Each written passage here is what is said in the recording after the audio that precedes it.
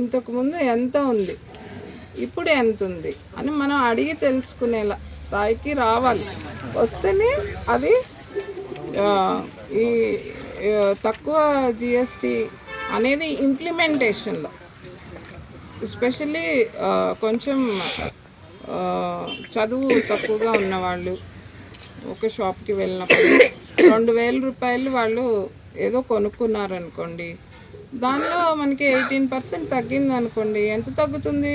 200 రూపాయలు తగ్గుతుంది. ఆ 200 రూపాయలు ఒక అరకిలో చికెన్ తెచ్చుకోవచ్చు వాళ్ళు. అవునా కదా మేడం? అన్ని చికెన్లు గుడ్లే చెప్తున్నారు కాదు, కూరగాయలు కూడా తెచ్చుకోవచ్చు. నేను వెజిటేరియనేనండి, బట్ అది కొంచెం శక్తి వస్తుంది అని చెప్పేసి అలా చెప్తున్నాను. సో అది ఆ కుటుంబానికి ఆ రోజుకి it's a feast, like a happy moment, sharing. 4-5 కూర్చుని చక్కగా కలిసి భోంచేసి ఆ 200 రూపాయలు వాళ్ళ సంతోషానికి కారణం.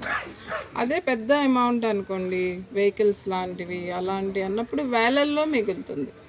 ఆ 1,000 రూపాయలు ఎంతో కొంత మనకి ఉపయోగపడుతుంది. సో ఇది అవగాహన అనేది చాలా ఇంపార్టెంట్ అండి. అయితే మనకి చాటరాయి మండలం హెడ్ క్వార్టర్స్లో పెట్టమన్నారు. మెడికల్ అండ్ హెల్త్ కదా అని నేను ఇక్కడే ప్లాన్ చేశాను. మెయిన్ నాకు ఓపీ ఎక్కువ ఉంటుందండి. అసలు 2 o'clock వరకు కదలడానికి ఉండట్లేదు. ఈరోజు సర్ప్రైజింగ్లీ కొంచెం తక్కువ ఉన్నారు. అందుకని ఏమవుతుందంటే ఇక్కడ ఉంటే నేను ఈ ప్రోగ్రామ్ చూసుకుంటే అటు పేషెంట్స్ని చూసుకోవచ్చులే అన్నట్లుగా ఏమీ హడావిడిగా అందరినీ ఏమీ ప్లాన్ చేసుకోలేదు. నా స్టాఫే వచ్చారు యాక్చువల్లీ ఎక్కువ మంది.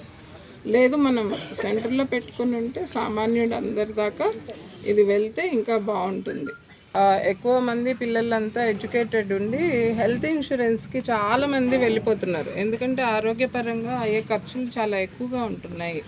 ఒకసారి హాస్పిటల్లో అడ్మిట్ అయ్యామంటే 50,000, 1,00,000 రూపాయలు లేకుండా బయటకు వచ్చింది లేదు. మొన్న మా అమ్మగారికి మణిపాల్లో దీనికి యాంజియోకి అడ్మిట్ చేస్తే 50,000 అయిందండి.